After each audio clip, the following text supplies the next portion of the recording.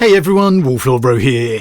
Today we're asking the question, which slain Primarch would you bring back to the galaxy?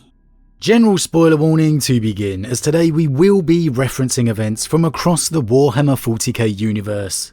But with that said, let's waste no time and just jump straight in. Feels like it's been a while since we had a good old-fashioned Primarch discussion. And having just read Volume 2 of The End and the Death, Primarchs are most certainly back front and centre in my mind. But then, who are we kidding, I'm always thinking about Primarchs. Now, the discussions and debates on Primarch returns are ones we've had many a time and will continue to do so in the future, because they are just great fun to debate, and the setting as we know it continues to evolve. However, today I wanted to have a little twist on that subject and focus on just the Primarchs who are dead, because we usually instantly rule them out of any return debate for that very reason. So, which of the fallen mighty heroes, or villains for that matter, should return to the current 40k galaxy? Now, we're not necessarily talking of who you may want to return, as let's be honest here, we know Sanguinius would win by a landslide, but more whose story would be the best for the galaxy, the setting as it is, whose return would be the most compelling, maybe whose past or history warrants it, a story yet unfinished. As usual, there's no right or wrong answers here, just your own opinion, and it's obviously very much a what-if discussion. I really don't think any slain Primarch is ever likely to return at all. So, who are the choices? Who are the heroes and villains of legend we know have officially fallen? Well, we have Horus Lupercal, with the fabled duel against the Emperor. We have Sanguinius, with the valiant sacrifice against his brother. Ferrus Manus, who fell to Fulgrim upon Istvan. Conrad Kurz, who allowed himself to be killed at the hands of an assassin. And finally Alfarius, who was ended by his brother Rogel in one of the coldest, yet at the same time awesome takedowns in 40k history. So where to begin? Well, let's just go in the order I've named them, beginning with Horus Lupercal. Horus is one of the few, perhaps only Primarchs, who most likely has zero chance of ever returning, even as unlikely as the others are. Because though we are yet to get there yet, it's believed when the end comes, the Emperor will wipe out Horus from existence. Not just defeat him, but literally eradicate his soul. For me, I think if Horus ever did return, it would have to be as a villain, his fallen persona.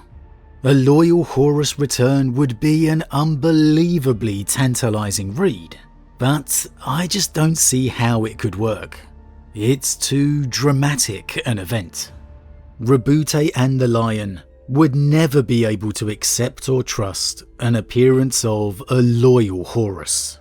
It would undoubtedly break their hearts to see, but there's just no way. He broke everything. I have no doubt the Lion would slay him on sight. Even the name Horus is still reviled across the Imperium as the great enemy.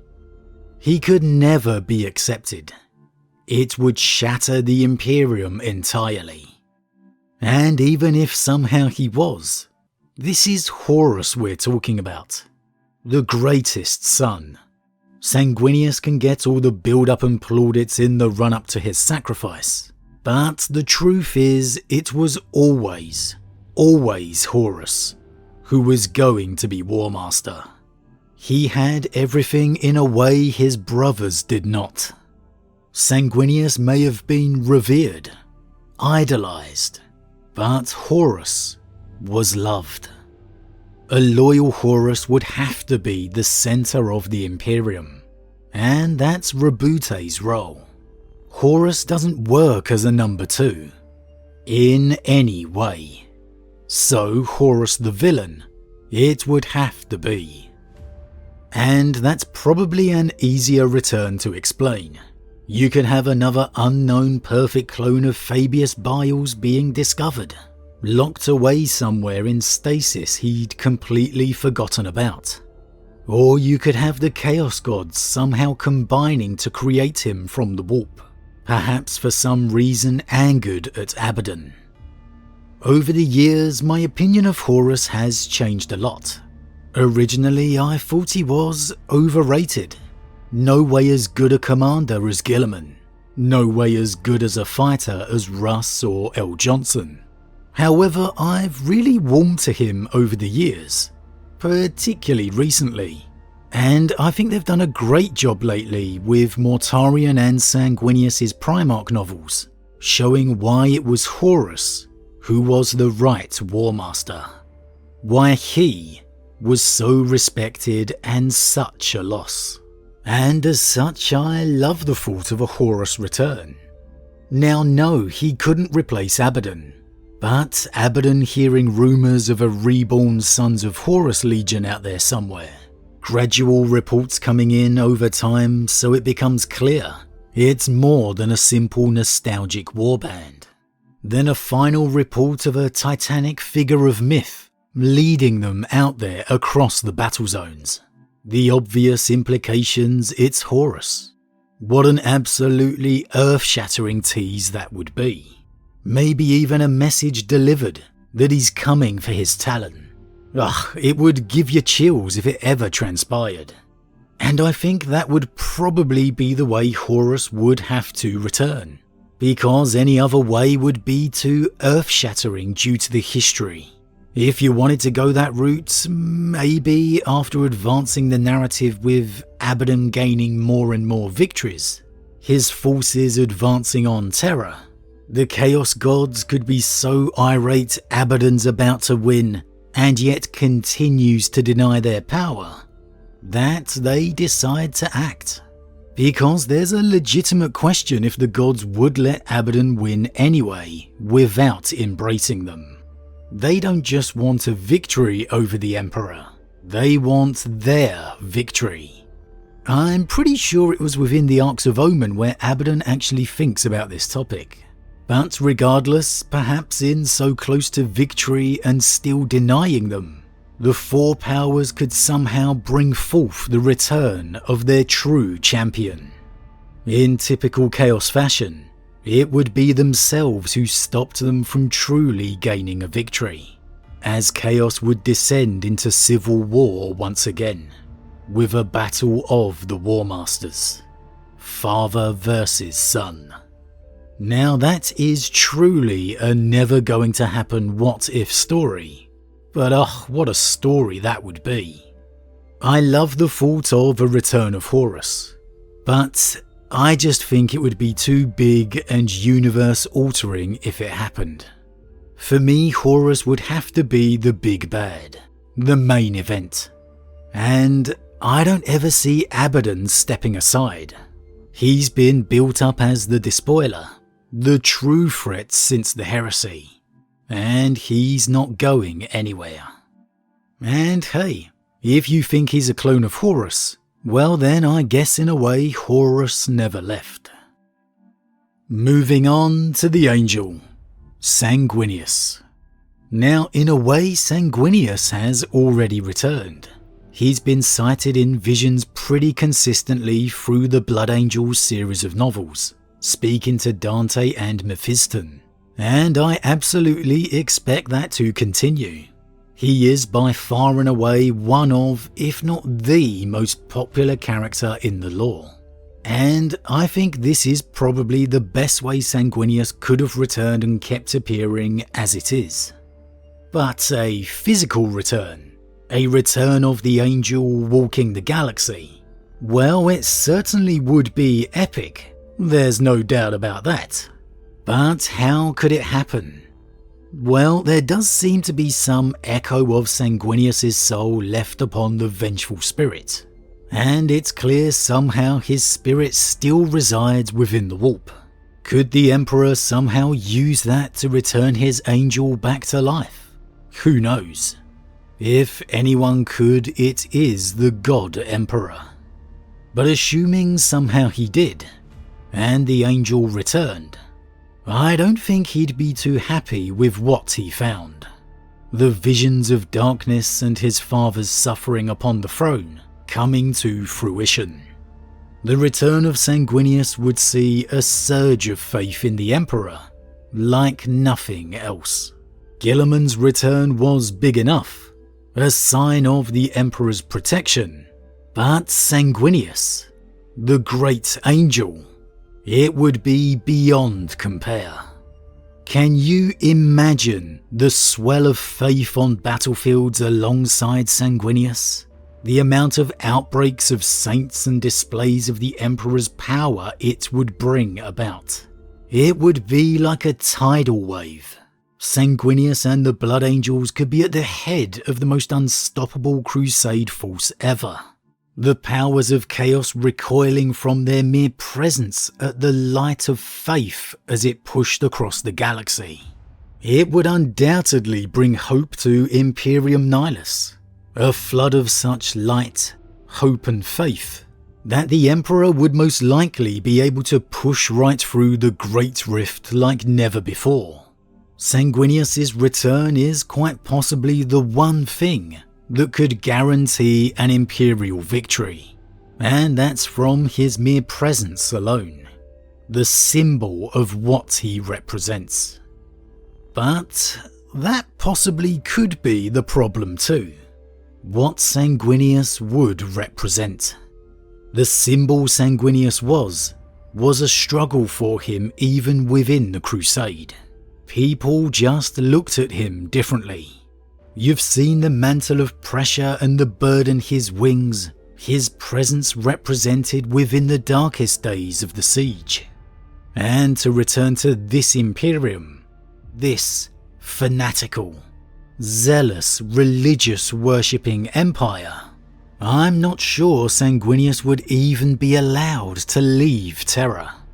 He's a literal symbol of divinity, still worshipped 10,000 years after his death, second only to the Emperor himself.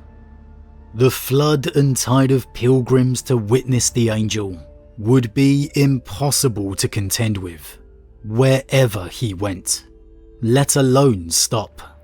He would instantly become the most sacred and precious artifact in the Imperium, again beside only his father.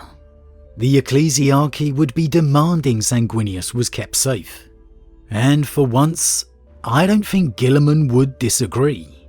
There was a reason Sanguinius was made Emperor of his Imperium Secundus. And though Guilliman would retain Lord Commander status, I think it's a certainty he'd hand over Imperial Regent, voice of the Emperor, to his brother. Because Guilliman knows Sanguinius is a symbol he could never be. And as we are seeing fairly consistently within the lore now, Guilliman knows how important symbols are to the Imperium at large. How important it is to keep faith alive. Sanguinius hated being the Emperor of Imperium Secundus. He'd hate returning to this Imperium now. Because I really don't think he'd be allowed to be out there crusading against the enemy. Of course, you could argue who's going to stop him, which is a fair point. But Sanguinius can't change who he is and what he's seen as. He'd be absolutely miserable in this current Imperium, in my opinion. So it would be a fantastic event, a fantastic story to read. Sanguinius trying to come to terms with this new Dark Imperium. However, for me, faith is so all-encompassing now, so fundamental. I just think it would be a repeat of Imperium Secundus for Sanguinius. only 100,000 times worse. Moving on, Ferrus Manus. Now, you know I love me some Ferrus Manus, and I think it's a crying shame we lost him so early on. Despite his death, his character has managed to achieve some nice developments in his appearances since, and he's not quite the simple, straightforward character he used to be. I would love to see Ferrus Manus return, simply because we deserve to see more of his character. And a return of the Gorgon would not only open up some interesting narratives, it's also not as universe-altering as Horus or Sanguinius. So far more realistic. But again, still not realistic if you know what I mean. A return of Ferrus would absolutely be fantastic to see when it comes to his chapter, witnessing how far they have fallen in their flesh is weak mantra, how his death directly affected them. We have seen in the lore how he intended to stop it for good after the Great Crusade, yet tragically never got the chance. He would be crestfallen to see what's become of them, obsessed with the machine, and there could be an extremely interesting story in itself in how the chapter would respond to him, as again his death has shaped them completely. His weakness. An Iron Council still leads the chapter, so a repeat of Ferrus's anger can never lead to the tragedy that befell the Legion. Of any Primarch's return, you've got to think Ferrus's would cause the most shock, consternation and confusion amongst their sons. But of course, at the end of the day, he's their Primarch, and the mere sight of him would instill that wonder, that loyalty. Again, it would be one of the most fascinating reads ever to witness Ferrus returning to his chapter. From the wider perspective, it would be appealing too. For all Guilliman's respect of the Gorgon, Ferrus never really seemed to reciprocate it much. And while I don't recall much in regards to him interacting with L. Johnson, you've got to think that those two alpha male personalities, not to mention immense stubborn streaks, could most definitely clash. I wouldn't imagine Ferrus would be overly happy about taking orders from Guilliman either, but if there's one thing that Ferrus was, and would still be, that is loyal to the Emperor. If the Emperor deemed it, Ferrus would do it. No debate about it. Because Ferrus was lost so early, as huge as a Primarch return is, he wouldn't really rock the galactic scales too much, and really would slide in nicely as another weapon in the Imperium's arsenal, and he'd actually bring a nice sledgehammer factor the Imperium could use. When Ferrus goes to war, he goes to war. There's nothing subtle about the Gorgon. Originally, I thought he'd be apocalyptic about the breaking of his legion into a chapter, but assuming he remembered his fall, I think he'd place that anger on his own shoulders for his anger and blindness at Istvan. How could Ferrus return? Well, he's unfortunately as dead as it gets, with Horus being seen talking to his skull.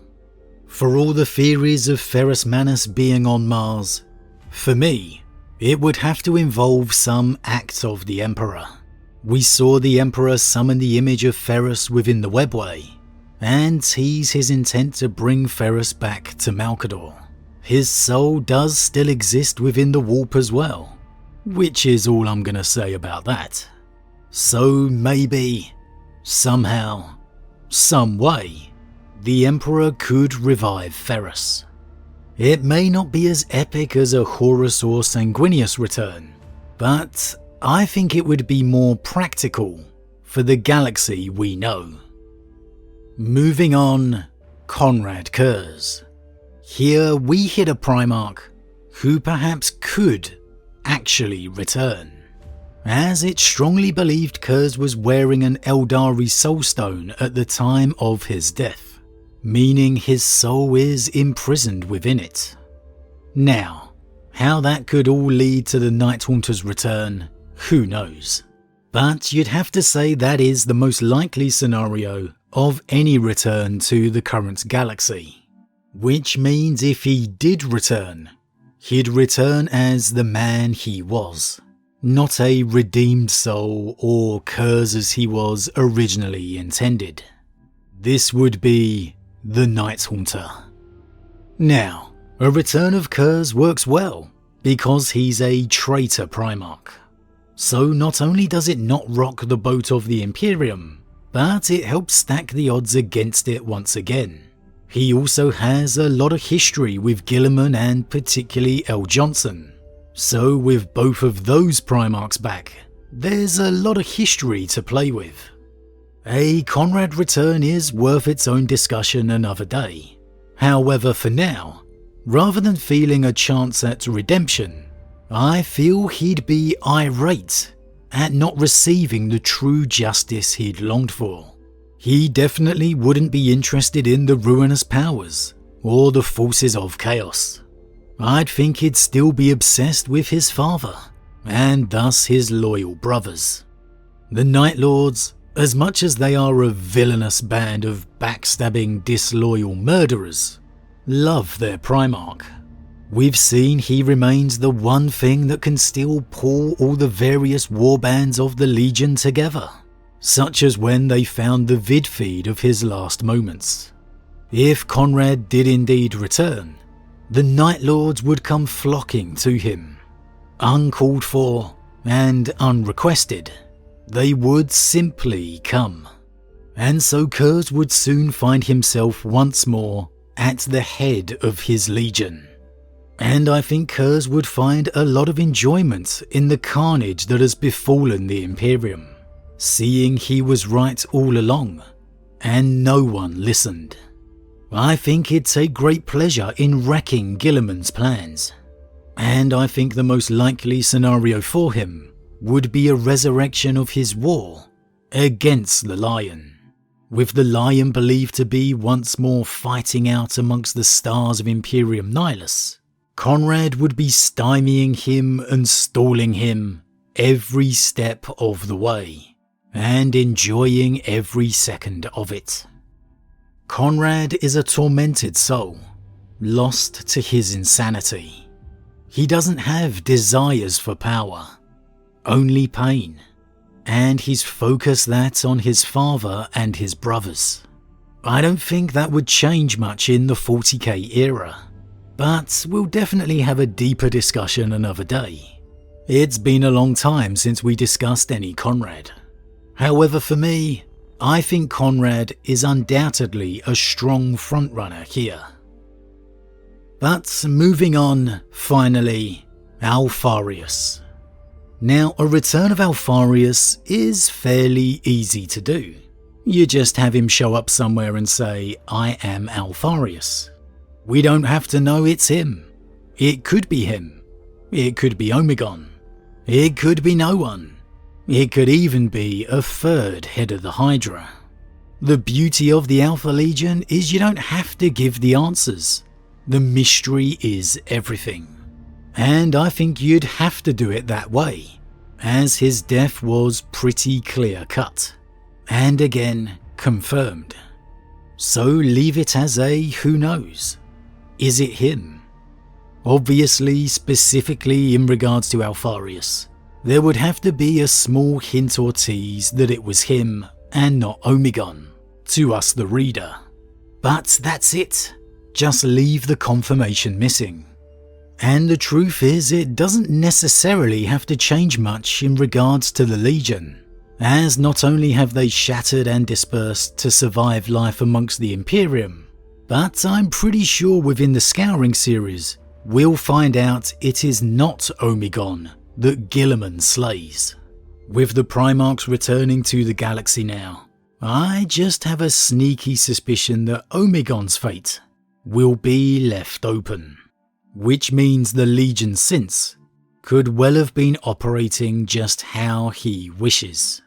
So the return of Alfarius doesn't necessarily have to change anything. However, it could, as it was definitely revealed Omegon wasn't as on side with the traitors as Alfarius was. So, having that lead to a war between the twins, the Alpha Legion warbands going to war amongst themselves. Now that could be very interesting. A covert war amongst the shadows the rest of the galaxy isn't even aware of. What an awesome series of novels that could turn out to be. Maybe even with the revelation at the end that Alfarius is indeed alive. Plus, it would be a great way of developing and giving the Alpha Legion some more spotlight. Personally, I'd prefer Alfarius to remain dead, and Omegon still to be out there somewhere maybe. However, the twins both returning most definitely has advantages for some awesome storylines. You could even have Omegon approaching Guilliman, revealing his existence and secret loyalty, though I don't ever see how Guilliman would accept it. But regardless, with the lies and mystery of the Alpha Legion nature, as much as I believe Alfarius is dead, you have to admit alongside Kurz, of all the slain Primarchs, they are the two most likely to return. So, that's the lot. Who is it going to come down to? Who will I choose? Who would you choose to return? I'll be honest, as I said at the start, I love the thought of Horus Lupercal returning, the ultimate power play by the gods of chaos, in face of Abaddon's denials. And I will always want Ferrus to get some more love. However, in terms of what fits the current narrative the best, I think I'd have to say Conrad. There is already a plausible story or tease laid with his crown. And his return, as I said, wouldn't shake up the balance of the universe too much.